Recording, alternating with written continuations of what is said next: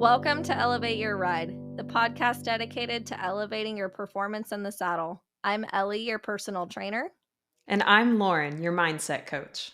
Today, we're going to talk about how to physically prepare your body for a ride. Ellie, can you tell me why warming up before a ride is important? So, you want to warm your body up before you do any activity, and there's a couple reasons for that. The main reason is for injury prevention.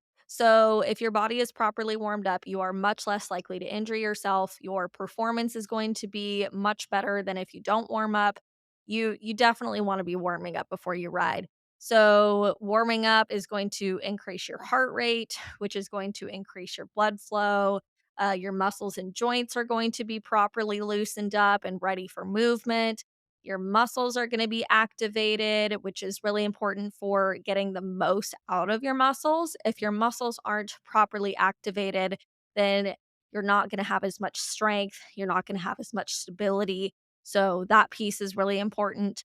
And then you also want to lengthen any tight muscles that you have. So, I've talked about a couple times before how I have a tight back. So, it's really important for me to lengthen my back through static stretching before I get on. And then that's also going to help me move better with my horse. So, if my back is really tight, that's going to restrict movement through my back and hip area. So, I really want to focus on that area personally. And if you have any tightnesses, you definitely want to be loosening those up. You also want to warm up your mind to muscle connection. That way, you can have increased performance. And you're also going to have more control over your body parts that way. So, let's say that you have a body part that you have trouble getting to activate. Like, let's say you have a hard time squeezing with your right leg. If you did a couple warm up exercises before you rode, you would probably be able to use that leg more effectively. Can you tell me what your pre ride routine looks like? Yeah. So I make sure that I take care of my back before I even head out to the barn. So, what that means for me is every morning when I get up, I foam roll, and that's to help break up the tight muscle spindles in my back to help release some of the tension and help re lengthen the muscle because it likes to get really tight when I sleep. So, every day I get up and I foam roll, and most days I stretch before I leave the house and start my day. Sometimes I don't get to it and I do it at night, but I do make sure that I do stretch out my back every day. I notice a big difference not only in my daily life, but in my riding when I don't. There'll be some times when I come out to the barn and my trainer will watch me ride around and just say, like your back looks really good today. Like you're not leaning, your saddle is center, it looks good. You look functional today. And then on the days when my back is a little tighter and maybe I haven't foam rolled or maybe I haven't gotten the chance to stretch, I can tell a big difference. So I'll get in the saddle and I'll just feel stiff and my hips won't move with the flow of the horse very well. So because my hips won't move very well, that causes a lot of movement through my shoulders. My feet don't feel very stable because my back is not stable. Like it causes lots of problems. So I have to make sure before I even leave the house that my back is stretched out.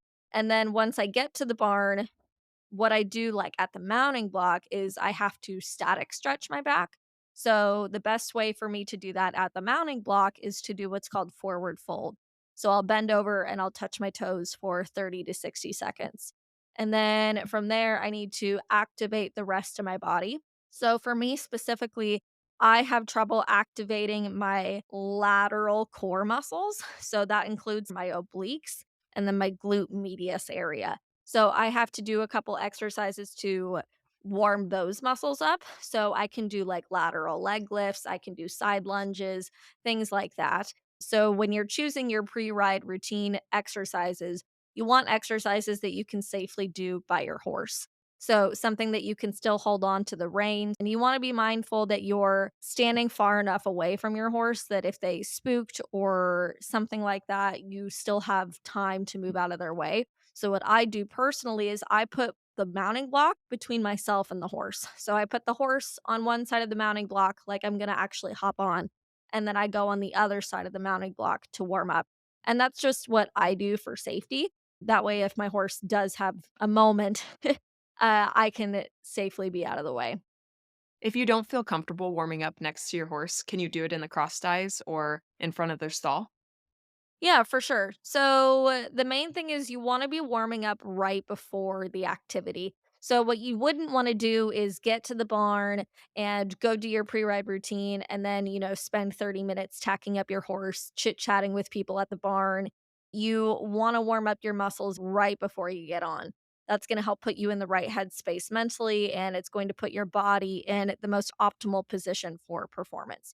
So I would say that as long as your horse is already tacked up and you're not gonna have any distractions, then yes, that's totally fine. Obviously, something is better than nothing, but we are talking about optimal performance here.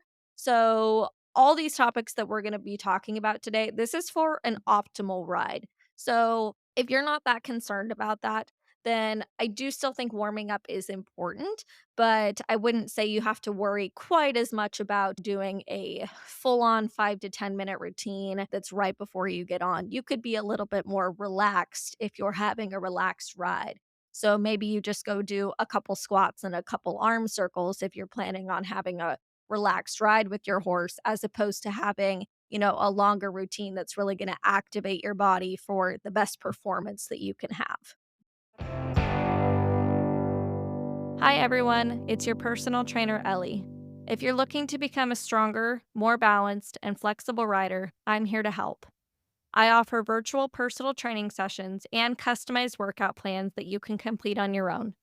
As a fellow competitor, I understand the physical demands riding requires, and my goal is to help you perform your best for your horse, whether you're preparing for a show or just want to improve your everyday rides. Visit lopindowntherailfitness.com or click on my website tab in the notes of this podcast episode to learn more. Let's work together to elevate your ride. That makes a lot of sense. What should a general warm up look like for the average equestrian? So, starting from the ground up, the first part that we want to activate is our ankles, right? Especially when you're riding the pleasure horses, you need to have really good ankle mobility. So, I would stand on my right leg with my hands on my hips, and I would balance on my right leg, and I would draw a small circle with my left foot. So, I'm standing up tall, focusing on my core muscles supporting me so I'm not losing my balance. If your balance isn't quite strong enough, then you can hold on to the wall or the mounting block. Find a stable object that you can hold on to. And I would do about 10 on each side. And then from there, you also want to warm up your knees and your hips. So, a great way to do that is just a couple squats. So, for a proper squat, you want to stand up nice and tall. You can hold a horsemanship position with your arms, and you have your legs about shoulder width apart, maybe a little bit wider. And then all you need to think about for a squat is bending your knees and your hips at the same time at the same rate. You don't need to overcomplicate it. All you need to do is bend your knees and bend your hips at the same time. So, squat down. You don't need to go all the way to the ground. Your butt does not need to be down in the dirt, maybe parallel with your knees. And then you just stand back up. And doing about 10 of those is going to be great for activating your knees and your hips. And it's also going to help activate your ankles as well.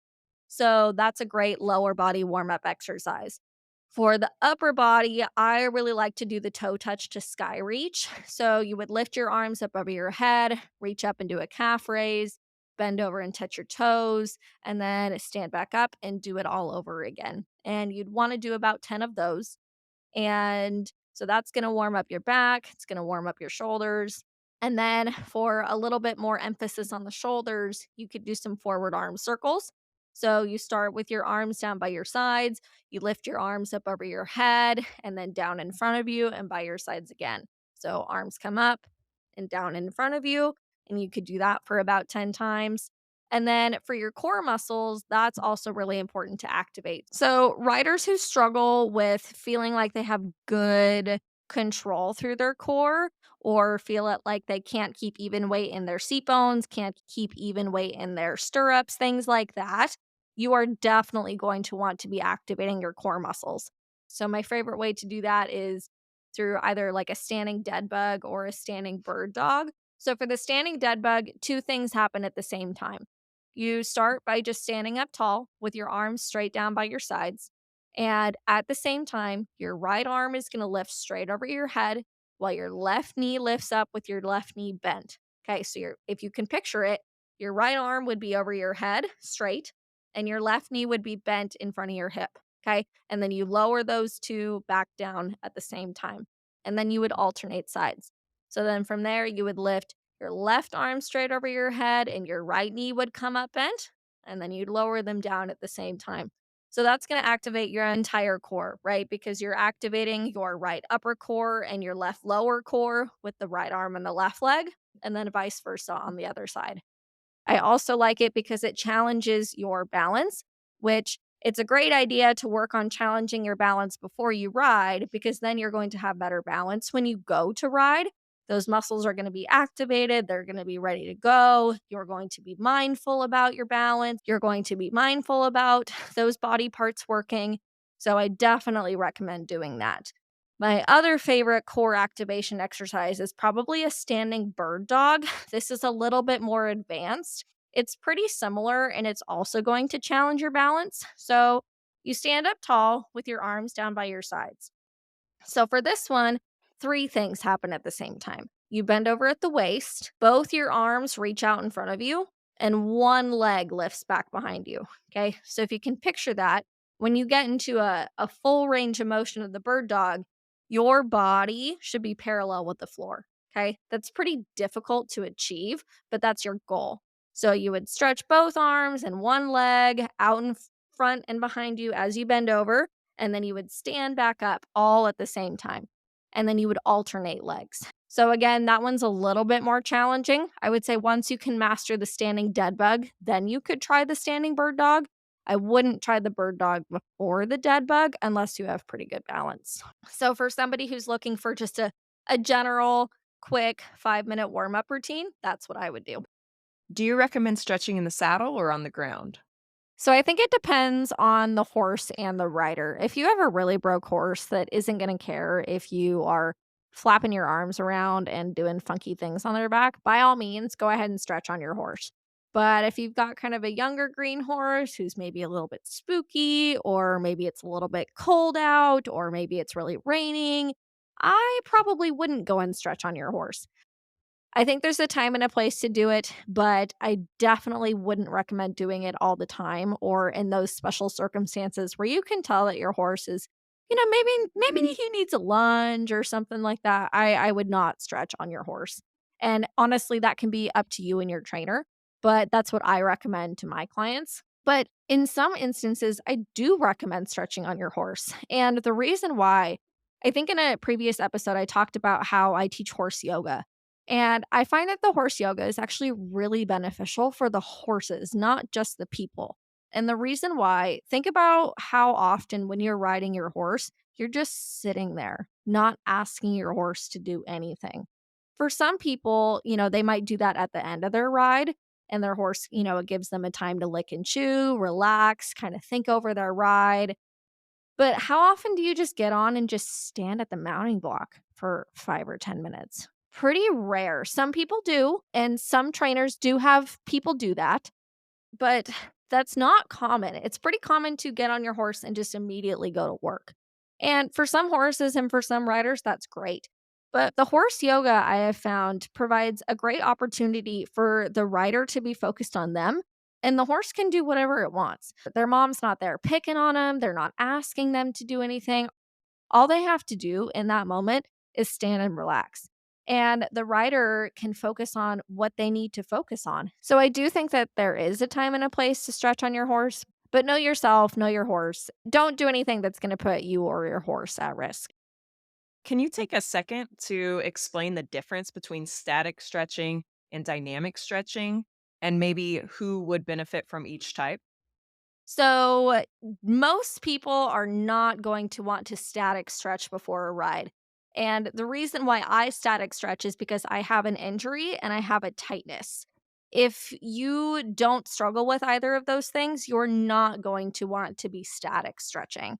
And the reason why is static stretching takes a muscle into a lengthened position, but it doesn't necessarily warm it up for activity. So you can picture that I want to lengthen it, but if my back wasn't tight, I wouldn't necessarily want to lengthen it before I ride. I'd want to activate it. So, activating a muscle means to take it through like a full range of motion a couple of times. So, you could do the toe touch to sky reach, where you stretch your arms over your head, you reach up to the ceiling, you do a calf raise, you bend over and you touch your toes, and then you lift your arms back up over your head, you stand up, and you do it all over again. You don't hold the stretch. So, that would be an active stretch. So, static stretching, taking a muscle to a lengthened position for at least 30, maybe 60 seconds. Active stretching, taking a body part through a full range of motion. And then dynamic stretching is a little bit different. So, dynamic stretching is going to be more for warming your body up for exercise, but it doesn't necessarily mean that you take a body part through a full range of motion. So, examples of that could be like butt kicks or high knees or squats, like things like that, where it's not a stretch, but it's an exercise to prepare you for activity. So, most people are going to want to be doing active and dynamic type stretching where you're moving, right? You're preparing your body for exercise. You would only want a static stretch if you know that you have some sort of an injury or a tightness and you've had a professional give you a specific routine that you should go through. Okay, that makes sense. And I can feel a difference when I do kind of those active and dynamic stretches before my ride, and especially before something like showmanship where I have to go run and sprint around in the dirt and everything. Is there kind of a sweet spot on amount of time you should spend doing these activating exercises? Can you overdo it? Yes, I would say that you can overdo it. I would keep your warm ups to about 5 or 10 minutes. It doesn't need to be long. And where you really want to be careful is you want to make sure you're doing those stretches if you're going to do them right before you ride. Because when you activate those muscles, they're not going to stay activated all day. They're only going to stay activated for a certain period of time. And the colder that it is outside, the sooner your muscles are going to become deactivated. So, you wanna make sure that you're doing it right before you ride. And you don't wanna do too much, right? Like, you wanna activate your muscles, but you don't wanna fatigue your muscles. So, you're not gonna go do, like, 50 squats before you go and hop on your horse. You're gonna do, like, 10 squats. You're not gonna do 50 arm circles. You're gonna do, like, 5 or 10 arm circles. Like, you wanna warm up your body and loosen your limbs, loosen your muscles, get the blood flowing, but once that is achieved, I wouldn't say you need to do any more. Are you looking for that extra competitive edge, struggling with show pin anxiety, or looking to set and achieve meaningful goals with your horse? Schedule a session with me, Lauren, your dedicated mindset coach.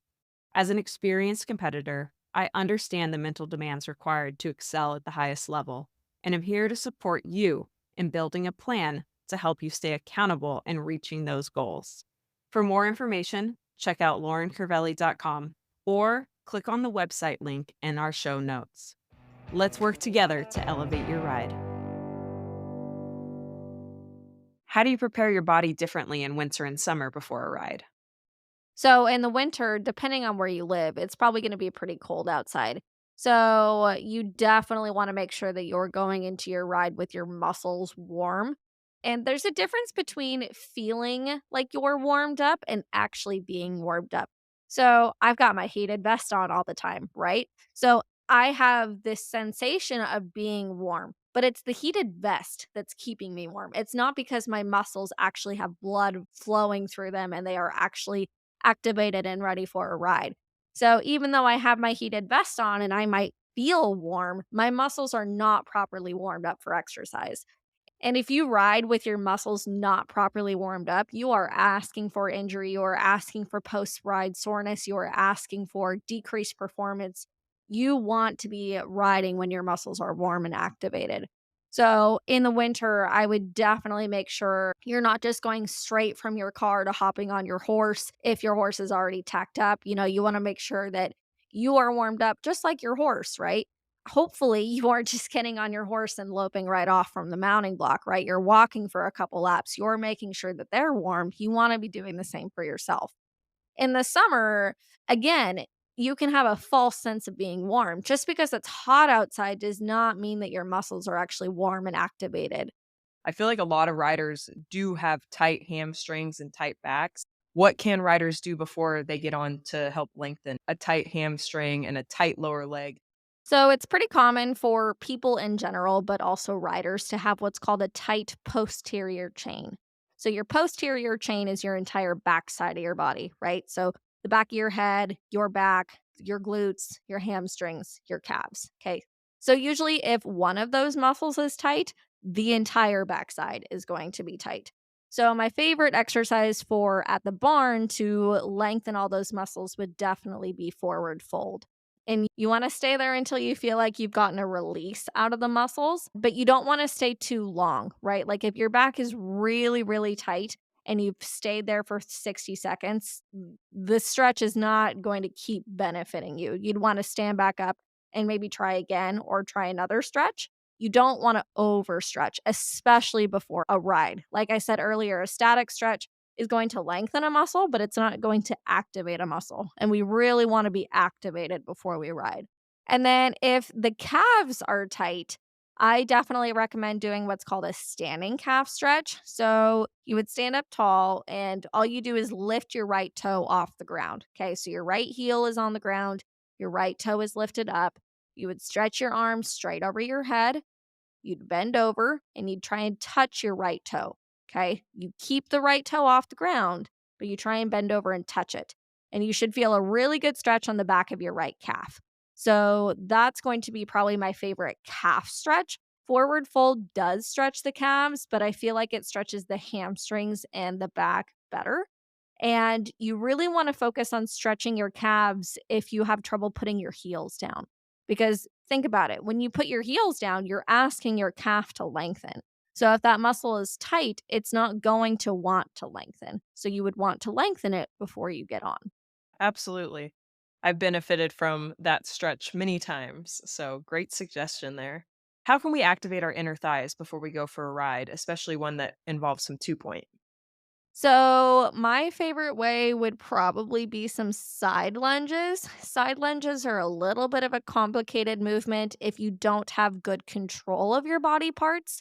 So, you would definitely want to practice this in front of a mirror at home before you just go and do it at the barn. And the reason why a side lunge requires a lot of joint stability and joint alignment, and if you're not familiar with exercise, if you don't do it often, it's going to be hard for you to find that stability and find that joint alignment. And you run the risk of hurting your knee. So you want to be pretty careful with them. But in a true side lunge, you bring your legs really far apart with your toes pointed straight ahead. And let's say you're going to side lunge to the right first. The only thing that you need to think about for a side lunge is bringing your right hip directly over your right foot, right? So your legs are far apart, your toes are straight, and you're gonna think about bending your right leg. Okay, so bending your knee and bending your hip and bringing that right hip over that right foot. Okay, so if you're looking straight ahead at a mirror at yourself, you should see a straight line from your right shoulder to your right hip to your right knee to your right foot. Okay, that's joint alignment. If that line is not straight, you run the risk of potentially injuring your knee or causing a discomfort that's not wanted. So, if you're struggling with the movement, just don't go very far into it. The goal is to get your hip in line with your foot, but if you can't get that far and have good alignment and keep your shoulders square ahead and keep your hips pointed straight ahead and not feel any discomfort, just don't go so far, right? Like, do what you can do comfortably. Don't push it, especially before you go ride. The last thing you want to do is jack up your knee before you go and hop on a horse, right? So, in your activation stretches or any stretch before you go ride, you want to make sure that you're warming up your body, but you don't want to overdo it, especially if your body is not conditioned to exercise. So, back to the side lunges, you would side lunge to the right, and then you would side lunge to the left, and then you'd side lunge to the right, and then you'd side lunge to the left. So, you don't want to hold it because it's an active dynamic stretch, right? So, you want to keep moving. So, that's probably my favorite way to activate the inner thighs. If that move is too much for you, you can do what's called a plie squat. So, a plie squat is a squat with your feet in kind of a funky position. So, you'd bring your legs kind of far apart, not quite as far as the side lunge, but far apart. And you'd want to turn your toes out. Okay. That's going to help activate the inner thighs. And then from there, you just want to squat down. So you'd squat down, and that's going to activate the inner thighs on the way down. And then your outer thighs and outer glutes are going to help push you up out of that squat. So you want to focus on those specific muscles working. So if you need a more beginner friendly exercise than the side lunges, that's what I would do. Yeah, and as you were saying, some of these moves are a little difficult. So it would be really helpful to work with a personal trainer a few times just to kind of run through these type of things. Tell them that you're an equestrian, tell them what your goals are, and have them show you some of these exercises so that way you know you're doing them properly. Lauren's totally right. If you have never worked out before or you're not comfortable with working out, you're not quite sure how to move your body appropriately without injuring yourself, I definitely recommend looking into having a professional evaluate you and help you come up with a routine that reaches your goals and activates your body properly. It doesn't even necessarily have to be an equestrian specific personal trainer. And let's say that you aren't comfortable seeing a personal trainer, or for whatever reason, you just don't want to work with a personal trainer. Google is a great tool, and I have a lot of resources on my business Instagram page. So, Lope and Down the Rail Fitness on Instagram. If you just look that up, I have an entire column of exercises where I show you the correct form and I have a little bit of information about the exercise down in the description. So, go and take a look at those. That's a free resource that I provide. So that's what I would do if you're not comfortable working out with a personal trainer. Just watch yourself in front of a mirror and try and educate yourself a little bit on either on social media or on Google or on YouTube. And then another thing that having that second set of eyes on you, they can help point out some muscle imbalances. So, as a personal trainer, can you explain what a muscle imbalance is and what you specifically would tell a rider to do about it? So, muscle imbalances are very common. So, let's take a look at your left arm for a minute. So, if I look at my left arm, from my left shoulder down to my left elbow, on the right side of my left arm, that's my bicep. And then if I look on the left side of my left arm, that's my tricep. So, those are two muscles surrounding an area of my body, right? They're encompassing it. You can imagine that if one side is tighter than the other, it's going to pull on my joints unevenly. So let's say that the bicep is tighter than the tricep. The right side of my arm is tighter than the left side of my arm. You can imagine that that's going to pull my left wrist to the right automatically. And it might even pull my left shoulder to the right. So you can imagine how if you have a tight muscle anywhere in your body, it's going to impact your range of motion. It's going to impact your performance. It's something that you want to address. How you address a muscle imbalance is you have to figure out what muscles are tight and what muscles are weak. Okay. So if my bicep is really tight, my tricep is really weak because it's allowing that bicep to pull. Okay. So if my tricep was strong, it wouldn't allow my bicep muscle to be super tight and to pull that joint and that body part out of alignment. So it's really important if you suspect that you have a muscle imbalance to have a professional identify that. That would be really, really hard to identify on your own. But so a professional could be a massage therapist, a chiropractor, a personal trainer, potentially your doctor. There's lots of different professionals who can help you identify what your muscle imbalances are and give you ideas for correcting that muscle imbalance. So, how I correct a muscle imbalance is we have to static stretch the tight muscle and we have to strengthen the weak muscle. We'd want to do foam rolling and static stretching because that's going to lengthen the tight bicep muscle. And then we'd want to strengthen through strength training the tricep muscle. Okay, so that's how I correct a muscle imbalance. And then kind of piggyback off that, what do you do if you go to the barn and you're a little sore? Let's say you went a little hard on leg day. Or like for me the other day, my lower back was sore from galloping a lot of circles. You and I were working out and you said, "Why can't you lift your arm over your hand as strong and stable as we did the other day?" And I was like, "Oh yeah, by the way, my back hurts." And it does affect your ride. So what do you recommend for somebody who's experiencing something like that? Well, I'll flip the question back on you. What did we do that day when I think it was Trying to remember what the exercise was. Overhead curtsy lunge. Yeah, yes, that's what it was. So Lauren was doing an exercise where she had a weight in her right hand over her head, and she was doing an exercise called a curtsy lunge with her left leg. Okay, so you can imagine where if my right arm is over my head and my left leg is doing like a lunge, that's going to ask my back to lengthen. And I was noticing that Lauren was having trouble with it. Like normally that exercise she's really solid on, and she was kind of falling out of it. She touched the wall. She fell over and touched the wall, and I'm It like, was bad. "I've never seen you do that ever. Like, in the 2 years that we've been working out together, you've never fallen over and had to touch the wall." So I was like, "What is going on?" And then I can't remember if I asked you if your back is tight or if you said, "Hey, my back is kinda tight." But, we determined that your back was tight. So what did we do about it? So by putting my hand above my head, we encourage the lengthening of the muscle. But then what you also had me do was put my opposite arm in a horsemanship type position because that created the stability and lengthened the other side of my back. Because what I was wanting to do was to put my hand on my hip and allow myself to collapse, which made me unstable, which was why I was falling over. So basically, we kind of leaned into it and forced myself to activate those muscles. So I want to break down what Lauren just said. So the other thing that I noticed when she was doing her curtsy lunges is normally I have her go into a horsemanship position with the hand that's not holding a weight. And she was putting her hand on her hip. And I'm like, why are you doing that? And the reason why is because, like we said, her back was tight, right? It didn't want to lengthen. And when you go into a horsemanship position and you do something like a squat or a lunge, it actually asks your back to lengthen even more. So, when your hand is on your hip versus when your hand is in a horsemanship position, it changes the way that your body moves. Even though it doesn't look like a big difference, it makes a difference.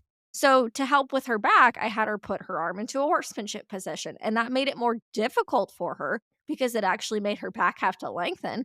But when I asked her to put her arm back in that horsemanship position, it asked her body to lengthen and it was more correct. So let's translate that into riding. Let's talk about the actual horsemanship position, right? Why do we do that for our horsemanship riders? It's because it puts you in a square position where your back is in a lengthened position. And that's an optimal position for being effective in your riding. So that's why we do it. Yeah, absolutely, and I could feel a difference. I didn't fall over into the wall when I activated that and got balanced up, Yeah. so So I have another question for you. What did we do after that? So we finished the exercise and then what did we do? we went and stretched that muscle. So we took a little bit of extra time and we said, "Okay, we're tight here," and so we went and did some static stretches. Yeah, 100%. And we did that to lengthen her spine because her spine was wanting to be tight. So we took the muscle into a lengthened position. And the only reason why we did that was because her back was wanting to be tight, right? Otherwise, I would never have somebody in the middle of a workout go and do a static stretch. But because Lauren was showing signs of a tight back that we needed to address, we went and we did a static stretch. Absolutely. It's just like riding a horse, right? Sometimes you have a plan and then the horse shows you something a little different, and so you have to adjust. Yeah, I mean, think about all the times when you go to hop on your horse and you might have the routine that you wanna go through with your horse in your head, but you get out there and your horse's left shoulder is tight or their rib cage doesn't wanna move over, right? You have to do some exercises to counteract what the horse is giving you. You have to do the same thing for your body. Hey, Elevate Your Ride fans. Are you loving our show and looking for a way to show your support? Check out our line of Elevate Your Ride merchandise. From stylish t shirts to cozy hoodies to journals and hats, we have everything you need to represent your favorite podcast. Ready to gear up? Click on the Buy Our Merchandise Here link in the podcast notes, or head on over to our website, elevateyourride.co, and click on the Store tab. Thank you for your support. Make sure to like, follow, and share our platform with your friends. Do you think the warm up routine varies depending on what discipline someone rides? Oh, for sure. My riders that have a more active discipline need to be doing more active and dynamic movements before they get on. I might even run them through more of a traditional, like, soccer or football type routine. I'll have somebody do some high knee raises where you're kind of jogging and you're lifting one knee up at a time. Or I might have you do some butt kicks where you're jogging and you're kicking your butt with every stride. Might have you do some basketball type side shuffles, right? Like active dynamic movements that are going to prepare you for higher intense exercise. And you also want to get your blood pumping, right? You want blood to be pumping through your muscles. You want to be warm. So, for my everyday trail riders, you don't need that high intensity of a workout. There's no reason for me to raise your heart rate up to 120 beats per minute for you to go and do a light trail ride with your horse. That's counteractive because then you're going to be all jacked up and then asking your horse to do a light, slow movement. That doesn't make any sense, right? You want to match your energy to the energy that your horse should be at. Yeah, your horse can feel that and they're going to feed off of the energy that you bring to the ride. Do you recommend working out before a ride? Let's say that I have a client that is going to ride and work out in the same day. I would ask them which one is more, not necessarily which one is more important, but which one they need to focus on more. If they're kind of a new client and they're kind of struggling through their exercise routine and it's kind of challenging physically for them, I would say maybe they should work out before they go on ride versus somebody who's maybe doing more high intense exercises like you, Lauren, where if you went and did a full hour and a half long heavy workout before your ride, you might be too fatigued for your ride. So, whichever component you need more energy, physical and mental energy for, I would do that first. So, if you know you're going to have a tough ride with your horse, I wouldn't go work out before. But if you know that you're going to have kind of a lighter ride, but a higher intense workout, and you really need to have that mental focus and that physical energy for your workout, I would do your workout first, but I would try to avoid doing them back to back. I wouldn't do a full on workout at the barn and then immediately go hop on your horse. You definitely want to eat a good meal in between. You'd want to give your body some time to rest, right? Like you wouldn't want to just jump from one activity to the other. I want to talk about the muscle recovery separate for a moment. So, your muscles are actually building during your rest. Okay. So when you go to the gym and you go and do a bunch of bicep curls and a bunch of squats, right? All these strengthening exercises. Everybody tends to think that that's when you're building your muscle, but that's not true. When you go and you do resistance type training, you're tearing your muscles apart, right? You know that burn that you get when you're lifting up a weight? That's your muscle actually tearing. So that muscle repairs during rest. That's why it's so important to fuel your body after a workout because it's not during the workout that your muscle is building, it's actually after. So it's really important to give your body that rest period. That's part of the reason why I said don't go do a workout and then immediately go hop on your horse. You need to give your body time to rest and recover. So, recovery is super important. You want to make sure you're prioritizing your recovery, not just for your workouts, but for your riding as well, right? Like, if you go and you have a hard ride or a hard workout, and then you try and go do the same thing too soon, your body's going to be tapped out, and your mental and your physical performance is not going to be there. You're going to be at a higher risk for injury. It's not a good idea to work out or ride when your body has not had adequate time to rest. And hydration does play a role in that. So again, I you'll hear me talk a lot about how injury is at a higher risk when your mental and physical performance is not where it needs to be or when it's not at its highest. Hydration plays a huge role in your mental and physical performance. If you're not hydrated, your head's going to be bothering you. Your mouth is going to feel dry. You're going to be distracted. Your body is going to be screaming at you, I need water. And you're not going to be able to perform. And then water plays a huge role in your recovery as well because water is going to help flush out toxins out of your body. It's going to help transport nutrients into the cells to help rebuild your muscles. It's going to regulate body temperature. It's going to help regulate your muscle soreness and tension in your muscles. It's super important. So you want to be hydrated and you want to give your body time to rest. So bring that water bottle to the barn with you next time you go out. Yes, I cannot stand when people show up to the barn without water, especially when it's 100 degrees outside or even when it's 30 degrees outside. You still need to be drinking water. Thank you for listening to Elevate Your Ride. Find us on Instagram and Facebook, all linked in the podcast notes. We'll see you next time.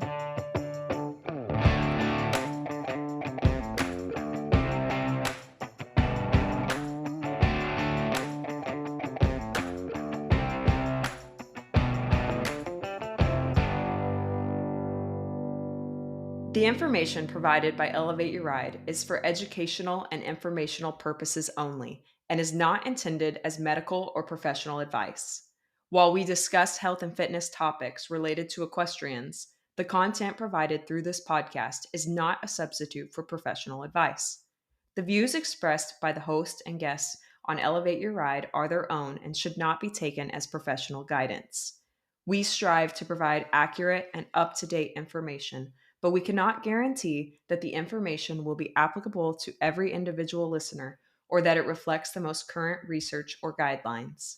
Before making any changes to your health and fitness routine, we strongly recommend consulting with a qualified professional who can provide personalized advice based on your individual needs and circumstances.